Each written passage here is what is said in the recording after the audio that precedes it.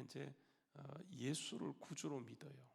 그래서 이제 예수님이 이 땅에 오시고 십자가에 못 박혀 돌아가시게 되어지는데, 그러면 이제 이 끝난 것이 아니고, 만약에 그렇게 끝났다고 한다면 뭐 죄는 용서되겠지만 우리의 이제 소망이 없어져요. 그래서 우리의 소망으로 예수님이 이제 사망 권세를 깨뜨리고 부활하시게 되어져요. 그래서 우리 기독교는 그 부활이 이게 이제 핵심이에요. 생명이죠, 생명. 죽음이 아니고. 그래서 이 생명이 이제 핵심인데, 그래서 그 부활 신앙이 무너지면 모든 게 무너집니다. 우리가 왜 이렇게 답답하게 살아가는가? 부활 신앙이 무너졌기 때문에. 그래서 이제 바울 사도가 고린도 교회를 향해서 15장에 마지막에 16장은 이제 후기입니다.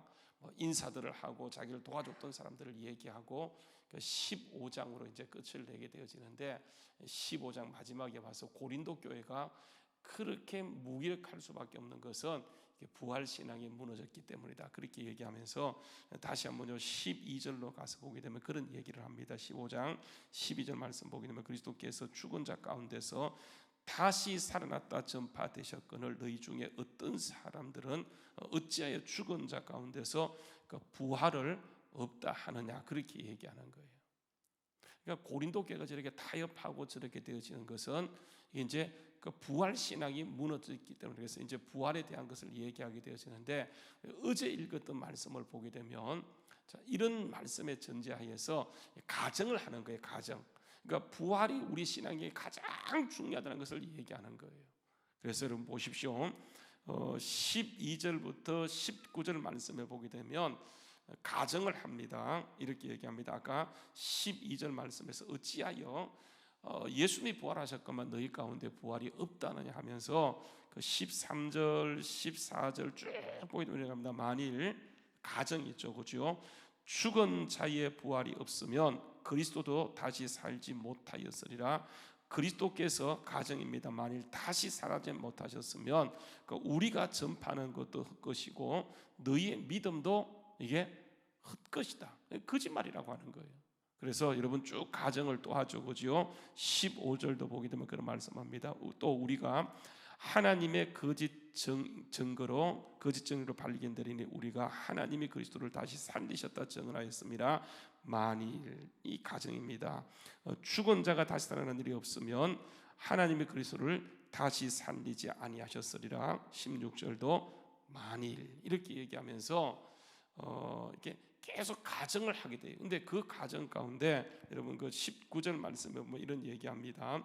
만일 그리스도께서 만일 그리스도 안에서 우리가 바라는 것이 다만 이 세상뿐이라고 한다면, 그죠?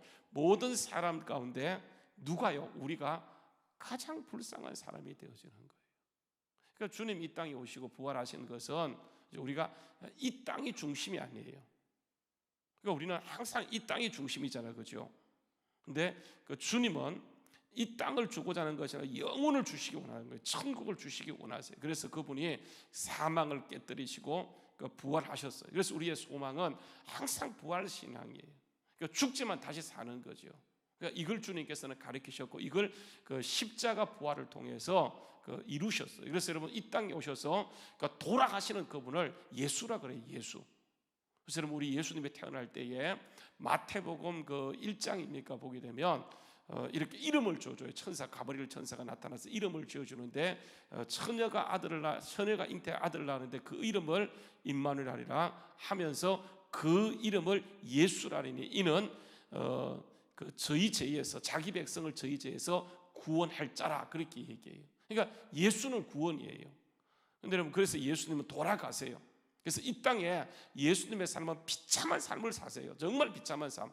그러니까 우리가 생각할 때 여러분 예수님이 그분은 하나님이셨기 때문에 오심 자체부터 남다를 것처럼 보이지만 그러니까 전혀 흠모할 것이 없는 그런 상태. 어쩌면요 우리보다 못한 삶을 사는 삶이 바로 예수님이었어요. 그러니까 유대인들이 예수님을 볼 때 이건 전혀 아니라고 생각하고 그러니까 예수님을 멸시하고 조롱하고 완전히 그냥 천덕꾸러기로 삼았어요. 그런데 그 예수님이 그렇게 오시는 것은 여러분 왕궁에 올 수 있고 그분은 모든 걸 선택할 수 있는 그런 권세가 있지만 가장 낮은 자리에 오는 것은 그러니까 높은 사람부터 가장 낮은 사람까지 구원하고자 하는 그런 계획이에요. 근데 이제 그분이 이렇게 이제 돌아가시는데 돌아가시고 그 부활하신 분을 이게 누구라고 하냐면 그리스도라고 얘기하는 거예요. 그래서 우리의 신앙은 뭐냐면 예수를 누구로 믿는 겁니까? 그리스도로 믿는 거예요. 이게 여러분 우리 신앙이에요. 그래서 초대교회를 보게 되면 신앙의 핵심이 뭐냐면 예수를 그리스도로 믿은 거예요. 예수라고 하는 것은 역사적인 분, 이 땅에 오신 분. 근데 그분이 그리스도가 되시는 것은 이게 사망 권세를 깨뜨리고 부활하신 분이세요. 그래서 우리는 예수를 그리스도로 믿는 거예요. 예수를 믿는 게 아니고 예수가 누구라는 겁니까? 그리스도라고 하는 거예요. 그래서 여러분 이게 가장 중요한 건데, 예수가 그리스도가 되어지면서 그분은 나와의 관계에서 뭐가 되는 겁니까? 나의 주가 되는 거예요. 나의 주. 한번 여러분 보십시다. 사도행전 2장에 가서 보게 되면 베드로가요 이런 그 설교를 합니다.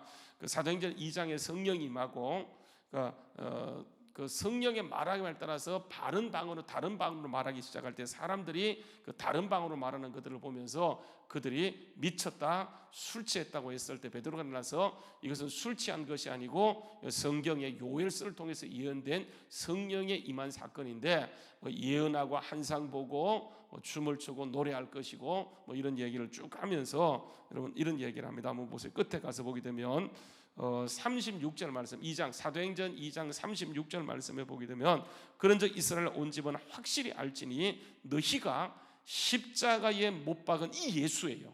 그러니까 십자가에 못 박힌 분을 누구라고 하면 예수라고 얘기하는 게, 그분은 이걸 위해서 오신 거예요.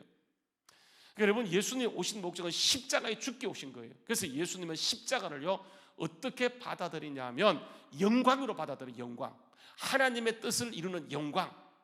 그 십자가는 영광이에요. 그래서 십자가 무한 영광일세. 그 십자가는 영광이에요. 아버지의 뜻을 이루는 것. 그런데 보세요, 아버지의 뜻을 이루기 위해서 예수님은 철저하게 죽기까지 복종하는데, 빌립보서 2장에 보게 되면 너희 안에 이 마음을 품으라고 그리스도 예수의 마음이니 그는 근본 하나님의 본체이시나 하나님과 동등됨을 취할 것을 여기지 아니하시고 자기를 비워 종의 형체를 가지사 사람과 같이 되셨고, 그러니까 죽기까지 복종하셨는데 그 죽음이 바로 십자가예요. 십자가. 그러니까 철저하게 비하되는 거예요. 여러분 이게 그 신학적인 용어로 이렇게 십자가를 비하의 삶이라고. 비하. 그러니까 비하가 있고 난 다음에 성귀가 있어요. 성귀. 그러니까 낮아짐이 있을 때 높아짐이 있어요. 우리는 항상 마귀는 어떻게 하냐면 비하 없이 그 성귀로 들어가더라는 거예요. 여러분 예수님이 보세요. 이제 비하의 삶을 살기 위해서 세례받게 되어지는데, 세례받는 순간 하늘이 열리면서 하늘로부터 예수님께 뭐가 내려? 성령이 내려오는데 성령이 무슨 모양으로 내려오셨습니까? 비둘기 모양. 여러분 왜 비둘기 모양이에요? 그러니까 우리는 비둘기를 평화의 상징으로 보지만은 여러분 유대인들에게 비둘기는 뭐냐면 이게 제물이에요. 그래서 예수님이 그 세례받는 순간 여러분 이때는 그분이 하나님이시고 인간이셨어요. 근데 여러분 언제 예수님이 우리의 모든 죄를 그분에게 전가되냐 하면 세례 요한에게 세례받는 순간 그분은 하나님이셨고 사람이셨지만 세례 요한에게 세례받는 순간 이게 모든 인류의 죄가 어디로 가냐면 여러분 이게 예수님께 옮겨가게 되어져요. 제사를 지낼 때 여러분 내가 죄를 짓게 되면 짐승을 끌고 옵니다. 그러면 그건 동물이에요. 근데 이게 제물이 되어서 내 대신 죽기 위해서는 반드시 과정이 뭐냐면 안수를 하게 되는 거예요. 그래서 여러분 이 제사의 모든 과정은요 제사장은 직접만 해요. 안수하십시오. 목을 따십시오. 내장을 갈라내십시오. 피를 다 쏟으십시오. 그러니까 이런 말만 하면 안수도 누가 하냐면 내가. 왜냐하면 이 짐승은 누구를 위해 죽는 거예요? 나를 위해 죽는 거예요. 그래서 내가 안수하는 거예요. 내가 죽이는 거예요. 내가 목을 따는 거예요. 내가 피를 쏟는 거예요. 그러면 다 하고 나면 그때 이제 제사장이 그것을 받아서 피를 제단 뿔에 뿌리고 태우고 이런 일은 제사장의 고담에 하게 되어져요. 그러니까 안수, 여러분 이 그 제사 가운데 가장 중요한 게 안수예요. 안수. 끌고 와서 내가 이렇게 딱 짐승 위에 안수하는 순간 내 죄가 어디로 옮겨가냐면 짐승에 옮겨가는, 이걸 전가라 그래요. 그러면 짐승이 죽는데 내 죄가 용서받는 거예요. 이게 동일시 원칙이에요. 마찬가지입니다. 여러분 보세요. 예수님은 하나님이셨어요. 근데 그분이 언제 우리의 죄가 그분에게 옮겨가냐 하면 여러분 세례요한은 직분 자체가 제사장이에요. 그 아버지가 사가랴이고 제사장이에요. 그래서 여러분 작정하고 사가를 통해서 그 임신을 막으시고 엘리사벳 잉태를 막으시고 기도 가운데 세례요한을 보내는데, 세례요한은 직분 자체가 세례를 베풀었지만 그는 그의 아버지의 직업을 따라서 제사장이에요. 그래서 여러분 광야로 가서 거기 지내다가 예수님께 세례 베푸는 것이 궁극적인 목적이에요. 그 세례요한은 세례가 궁극적인 목적인데, 세례는 뭐냐 하면 우리 인간에게는 죄를 해결케 하는 거지만 예수님께는 인간을 대표해서 완전히 죄를 증가시키는 거예요. 그래서 여러분 이게 예수님이 딱 세례받고 물에서 올라오는 순간 하늘에서 비둘기같이 이렇게 성령이 내려오면서 하늘에서 음성이 나기를 뭐라고 얘기해? 이는 내 기뻐하는 자라, 이렇게 얘기하는 거예요. 그리고 세례요한은 그렇게 세례받고 올라오는 그 비둘기 성령이 임하는 것을 보면서 뭐라고 얘기하냐면, 보라 세상 죄를 지고 가는 뭐라고요? 하나님의 어린 양이라. 그래서 여러분 모든 인류의 죄악이 어디로 옮겨갔냐면 예수님께 옮겨갔기 때문에 그때부터 예수님은 이게 제물의 삶을 살게 되어져요.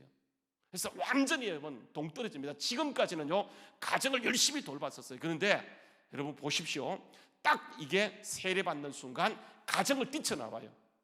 그래서 여러분 이해가 안 되는 게 뭐냐면, 예수님의 가족들이요 그렇게 가정적이었던 형이, 그렇게 가정적이었던 사람이 갑자기요 이게 제물의 삶을 살면서 뛰쳐나오게 되니까 이해를 하지 못해서, 여러분 마가복음에 보게 되면 예수님의 가족들이요 뭐라고 얘기하냐 한번 보세요. 마가복음 1장입니까? 마가복음 2장쯤 가서 보게 되면 이런 말씀을 합니다. 한번 보십시오.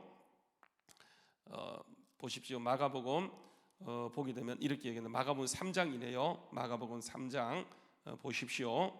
마가복음 3장 그 13절 말씀에 보게 되면 이런 말씀은, 또 산에 오르서 자기가 원하는 자들을 부르시니 나온지라 이에 12를 세우셨으니 자기와 함께 있는 거예요. 지금까지는 예수님은 가족과 함께 있었어요. 그런데 딱 세례받고 나서 예수님은 12명의 영적인 가족과 함께 어떻게 하냐면 그 원가족을 버려버리는 거예요.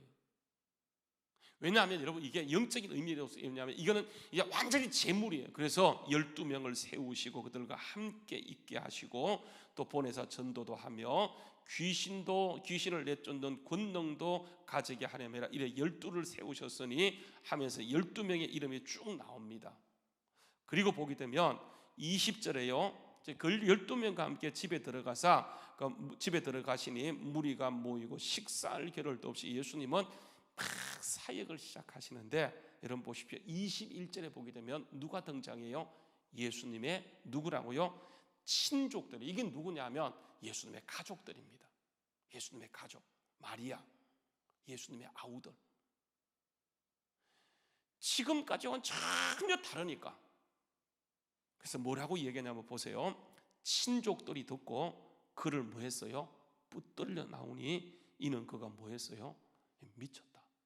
왜냐하면 지금까지하고 전혀 다른 모습이니까. 그러니까 여러분 세례 받는 것은 그전에는 여러분 이게 정말 가정적이셨어요. 그런데 딱 세례 받는 순간 예수님은 제물이 되었기 때문에 그때부터 제물의 삶을 사는 거예요. 그래서 예수님께 최고 영광은 아버지의 뜻을 이루는 것이었기 때문에 여러분 예수님께 십자가는 뭐였습니까? 이게 영광이에요. 여러분 한번 보세요.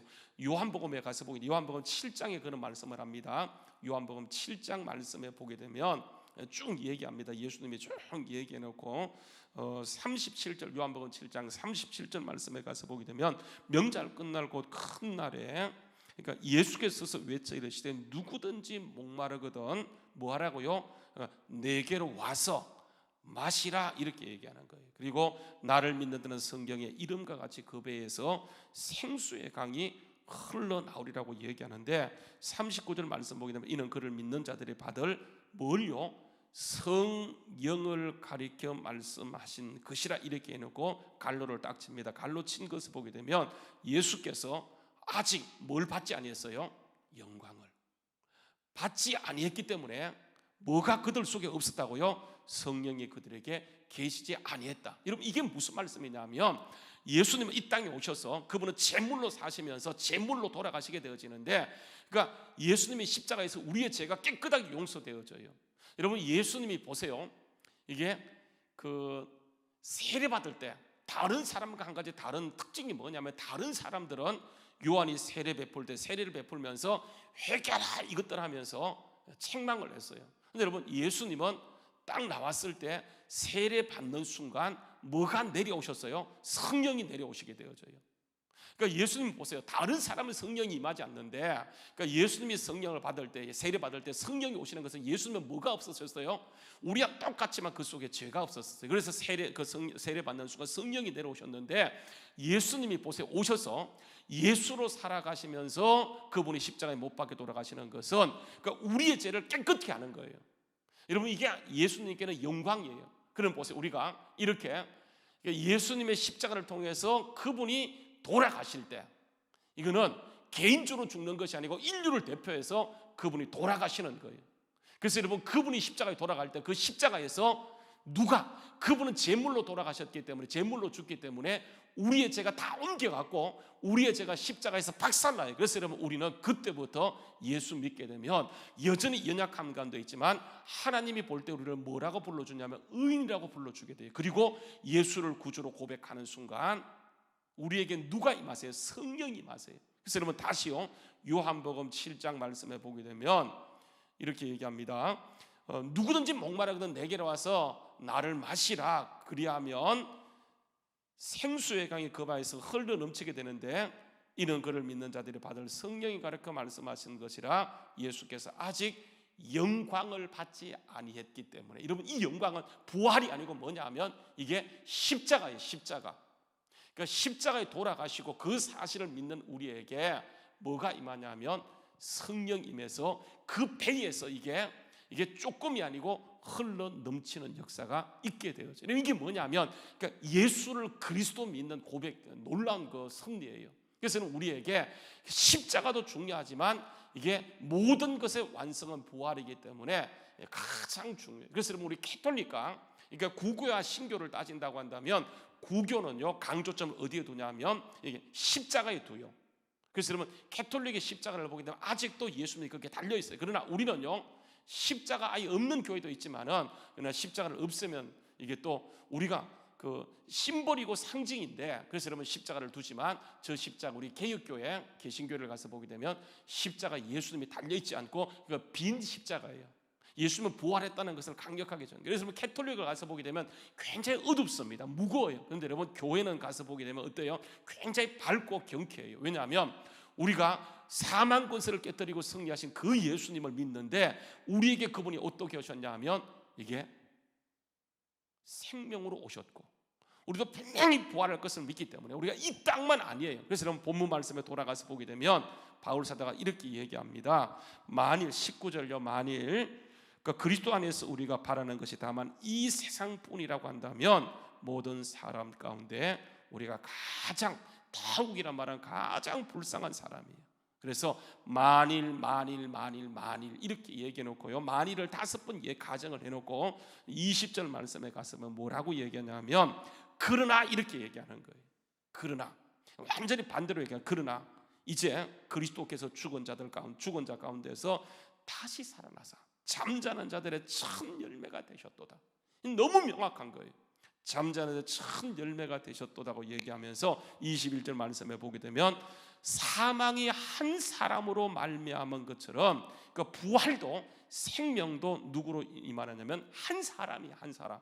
여러분, 사람은 이게 아담이잖아요, 그죠? 아담. 그래서 아담은 고유명사가 아니고 이게 그 고유명사의 사람인데, 이게 결국은 아담이라고 얘기하지만 아담이란 뜻은 뭐냐면 사람이라고 하는 거예요. 여러분 보게 되면 22절에 이렇게 얘기하죠. 아담 안에서 모든 사람이 죽은 것처럼 예수 안에서, 예수 그리스도 안에서 모든 사람이 뭘 얻게 되는 거예요? 삶을 얻게 되는 거예요. 여러분, 여기서 그러니까 죽음이라고 얘기할 때 여러분 아시죠, 그죠? 하나님이 에덴 동산을 만드시고 천지 만물을 만드시고 에덴 동산에 사람을 두시면서 특별히 아담에게 부탁했던 것이 뭐냐 하면, 야, 네가 임의대로 모든 걸 할 수 있다. 그 에덴 동산 속에는 각종 보기에 먹기에 좋고 보기에 아름다운 열매로 가득 차 있는데 그 중앙에는 뭐가 있습니까? 생명나무가 있고 그 옆에는 선악을 알게 하는 나무도 있었어요. 그런데 하나님께서는 그들에게 모든 것을 주시면서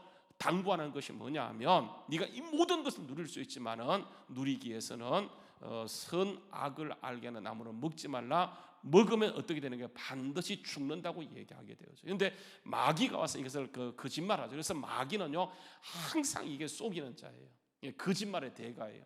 그래서 그 거짓말에 속아서 아담이 이렇게 선악과를 따먹게 되어지는데, 선악과를 따먹는 순간 어떻게 되냐, 반드시 죽는다고 얘기했어요. 그런데 여러분, 이 죽음이라고 하는 것은 어떤 것이냐 하면, 죽음은 다른 거 분리예요. 분리. 죽음은 분리입니다. 사람이 죽게 되면 이게 이제 영혼과 육체가 분리되죠, 그죠? 그러니까 우리는 지금 다 살아있기 때문에 움직이지만 딱 죽는 순간 우리 속에서 뭐가 분리되냐면 영혼이 분리되면 그 사람은 죽은 거예요. 그래서 죽었다고 얘기할 때 이 죽음은 이게 분리입니다. 분리. 오늘 보게 되면 아담 안에서 모든 것이, 모든 사람이 죽었다는 말은 이게 분리예요. 하나님으로부터 분리예요. 여러분, 사람은 어떻게 지었냐면 하나님의 형상과 모양대로 지음받았어요. 약하지만, 흙으로 지음받았지만 우리는 하나님의 형상과 모양이 우리 속에 있기 때문에 우리는 하나님만큼 강해요. 하나님을 의지하면. 종이가요 찢을 수 있지만은 그지, 이 종이가 어디에 붙어있는가에 따라서 완전히 다른 것처럼 우리는 연약하게 지음받았지만 하나님께 붙어있게 되면 하나님만큼 강력한 존재가 되어져요. 그래서 하나님과 함께 하는 게, 하나님과 함께. 그래서 여러분, 성경의 가장 강력한 주제는 뭐냐 하면 이게 함께예요. 요셉이요 애굽에 팔려가지만 하나님이 함께 하니까, 요셉이 감옥에 들어가지만 하나님이 함께 하니까 거기서 존귀한 자의 칭호를 받게 돼요. 하나님이 함께 하니까 그가 시작은 종으로 시작했고 죄수로 시작했지만 하나님이 함께 하니까 그가 나중에 바로도 감히 어떻게 할 수 없는 자리로 가는 것처럼, 여러분 우리가 보세요. 이 세상을 상대할 때 가장 중요한 원칙이 뭐냐 하면 주님께서 우리를 이렇게 바꿔주게 해서 그분이 그리스도가 되셔서 이 땅에 오셨는데, 우리가 어떻게 하냐 하면 정말 주님을 의지하지 않아요. 주님과 함께하는 복을 놓쳐버렸어요. 여러분, 이게 뭐냐면 가장 큰 비극이에요. 그래서 아담 안에서는 모든 게 죽었어요. 하나님과 관계가 끝났어요. 그런데 보세요, 예수님이 십자가에 죽으시고 부활하심으로 우리는 예수 안에서 살아났어요. 살아났다는 말은 하나님과 관계가, 그래서 예수님은 내가 곧 길이요 진리요 생명이니 나로 말미암지 않고는 아버지께 올 자가 없다라고 얘기하게 되어져요. 그러니까 여러분, 우리가 부활했다는 말은 정말 주님과의 관계가 맺어졌어요. 그래서 우리가 주님을, 하나님을 아빠, 아버지라 부르짖게 되어져요. 여러분, 아버지가 계십니까? 부모님이 계십니까? 자녀가 있습니까?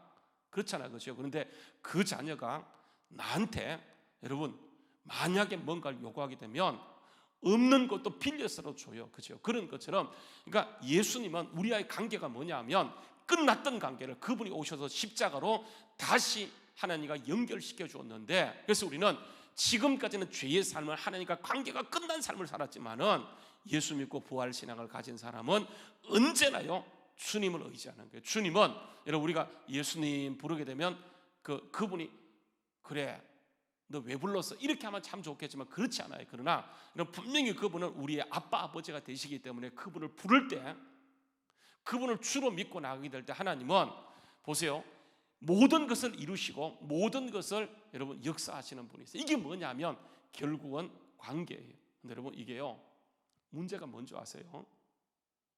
이게 관점이 달라요. 관점.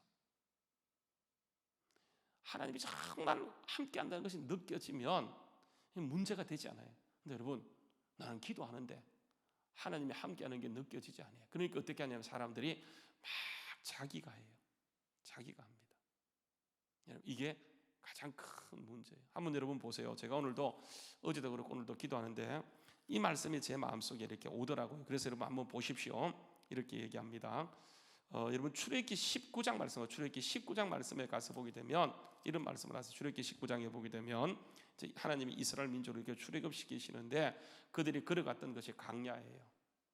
광야는 여러분 이게 없는 것 천지입니다. 그래서 항상 그들이 뭐라고 얘기하면 없다라고 얘기해요. 물도 없고 먹을 거 없고 참외도 없고 파도 없고, 그래서 뭐 정력도 떨어지고 뭐 그런 얘기를 해요. 근데 여러분, 하나님은 그렇게 말하지 않아요. 뭐라고 얘기하냐면 이렇게 얘기합니다. 출애굽기 19장 4절 말씀에 보게 되면 이렇게 얘기해요. 출애굽기 19장 4절요. 내가 애굽 사람에게 어떻게 행하였습니까? 내가 어떻게, 이스라엘 민족을 어떻게 인도했어요? 독수리 날개로 그들을 업어서 인도해가고 있어요. 그러니까 너희가 보았지 않느냐. 여러분 이게요 핀트가 달라요. 하나님은 그들을 광야길 인도하는데 이들은 육적인 것으로 보니까 어떻게 하냐면 없는 것만 봐요. 근데 하나님은 그들을 어떻게 인도하고 있냐면 그들을 독수리에 날개에 얹어서 그들을 지금 인도하고 있어요. 그러니까 여러분 이게 하나님이 지금 천치를 다 하고 있는데 이스라엘 민족이 어디로 가자 결정한 것도 없어요. 하나님이 이끌어 가셨어요. 그들은 하나님이 인도한 대로 가면 가장 빨리 가요. 여러분 이들이요 그걸 믿지 못하고 없네 정탐꾼들이 들어가서 들어갔더니 못 들어가. 그게 강해. 억수로 세. 그들이 살고 있는 성은 너무너무 견고해. 우리는 못 들어가. 그들 앞에서 메뚜기 같아. 여러분 출애굽 어떻게 했습니까? 이스라엘 민족이요 바로와 싸워서 했습니까? 홍해 어떻게 건넜어요? 그들이 마라의 썸물에서 어떻게 했습니까? 하나님이 참지 하세요. 어려운 것은 있어요. 광야 그 자체가 어려워요. 그러나 여러분 하나님이 대안을 세우시고 인도하시기 때문에 그들이 거기에서 주님께 기도하고 의지해야 되는데 그들이 어떻게 했냐면 없는 것을 가지고 우리가 어떻게 할까 고민하다가 누구를 잃어버렸냐면 하나님과의 관계를 잊어버려요. 그래서 여러분 결국은 그렇게 한 사람을 다 죽여버리고 이 세대 광야 세대를 데리고 결국은 가나안 땅에 들어가는 것을 보게 되어져요. 가장 중요한 게 뭐냐면 우리가 이 땅을 살아가면서 없는 것 때문에 힘들어요. 그렇지 않습니까? 여러분 절대로 걱정할 것은 그분이 우리 아버지가 되시기 원하셔서 이 땅에 작정하고 오시고 친히 제물이 되시고 그렇죠? 십자가에 피할 수 있었지만 하나님 그걸 영광으로 받아들이고 올라가시고 부활하심으로 그분이 우리의 뭐가 되셨다고 주가 되셨어요. 그래서 본문 말씀에 돌아가서 보게 되면 이렇게 얘기합니다. 다시 한번 보세요. 아담 안에서 모든 사람이 죽은 것처럼 아담으로 인해서 하나님과 관계가 끝났지만 예수님이 오셔서 그분이 십자가와 부활을 통해서 하나님과의 관계를 회복시켰다. 그래서 그리스도 안에서 모든 사람이 살아났다라고 얘기하면서 여러분 보게 되면 아담은요 첫 사람 아담이라고 얘기하고 예수님은 뭐라고 얘기하냐고요? 뭐라고 얘기하냐 한번 보세요. 이렇게 얘기합니다. 한번 보십시오. 15장 45절 말씀에 15장 45절 말씀에 보게 되면 이렇게 얘기합니다. 15장 45절 말씀 보게 돼요. 기록된 바 첫 사람 아담은 생명이 되었다는 것 같이 둘째 아담이에요? 마지막 아담이에요? 둘째 아담입니까? 마지막 아담입니까? 마지막 아담. 이러면 왜 예수님을 바울 사도는 작정하고 둘째 아담, 첫째 아담 그러면 순서는 둘째 아담이 돼야 되는데 마지막 아담이라 한 이유가 뭐냐 하면 더 이상의 아담은 없어요. 아담은 사람이라고 했죠. 예수님이 이 땅에 오셔서 그분이 십자가 부활을 통해서 그러니까 아담은 생명이 되어서 죽었지만은 예수님 마지막 아담으로 오셔서 우리를 어떻게 했다고요? 살려주셨어요. 그래서 우리는 그 주님과의 관계, 하나님과의 관계, 그분을 아빠 아버지라 부르짖게 되어져요. 그래서 우리는 막 내 마음대로 사는 것이 아니고 부족함이 있지만 없지만 광야길 같은 그런 곳에 있지만 그 모든 것을 걱정하고 염려하고 책임지고 이끌어갈 분은 아버지이기 때문에 여러분 우리가 아버지를 믿게 되면 아버지를 부르게 되면 여러분 보시오.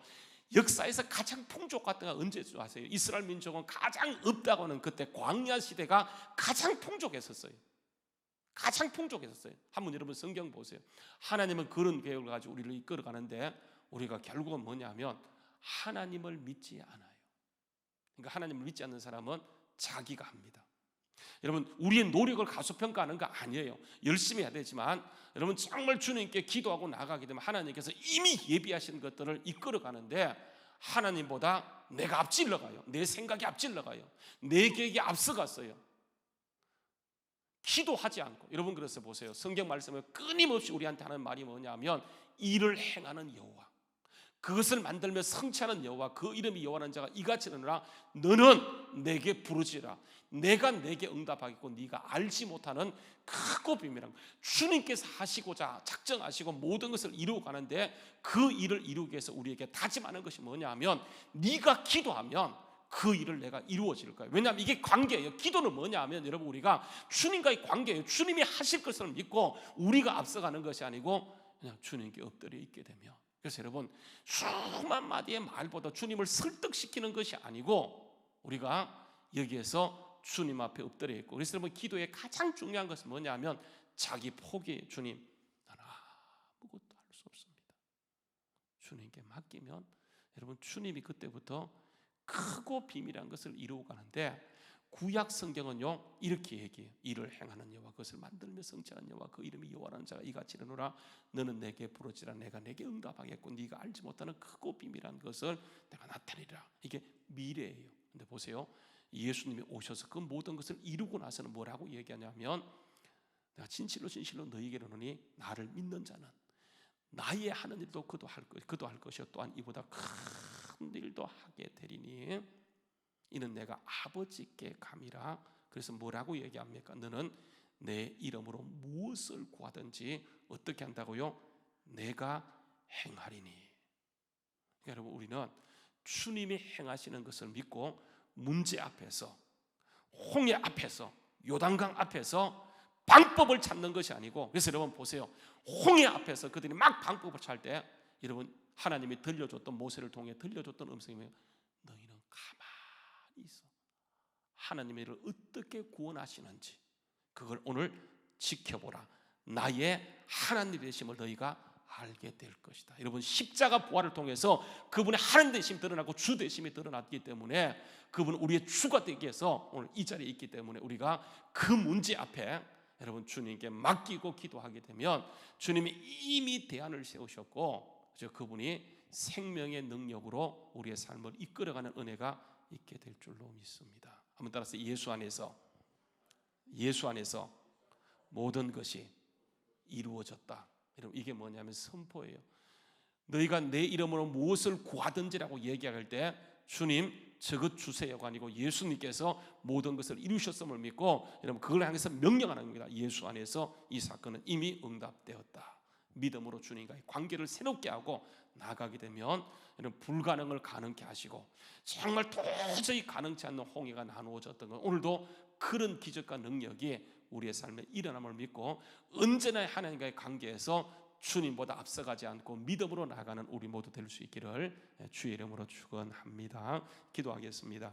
참 좋으신 아버지 하나님, 주님께서 아담 안에서 모든 것이 주님과의 관계가 끝났기 때문에 우리가 뭘 해도 하나님께 받아들일 수 없었지만, 주님께서 오셔서 십자가를 통해 다시 우리를 아들로 받아주셨기 때문에 이제 우리가 주님의 이름을 부를 때 주님께서는 그 이름 때문에, 그 권세 때문에, 그 약속 때문에 오늘도 우리의 삶 속에 주님이 일하시고 계심을 믿고, 오늘도 주님 홍해에서 울고 있는 저들이 아니고 주님께서 어떻게 일하시는지를 주님을 바라보며 끝까지 주님과 함께하는 복을 누리는 저희들 되게 하여 주시옵소서. 주님, 하나님의 자녀들이 여기 있습니다. 주의 이름을 부르는 아빠 아버지라 부르짖는 주의 백성들이 여기 있습니다. 주님, 저들을 들으시고 예수 이름의 권세가, 예수를 그리스도 믿는 그 이름의 권세가 우리의 삶에 풀어지는 강력한 역사가 있게 하여 주시옵소서. 오늘도 예수 이름으로 그리스도의 권세가 우리의 삶에 풀어질지어다 역사하시고 함께하여 주시옵소서. 예수님의 이름 받들어서 기도하옵나이다. 아멘.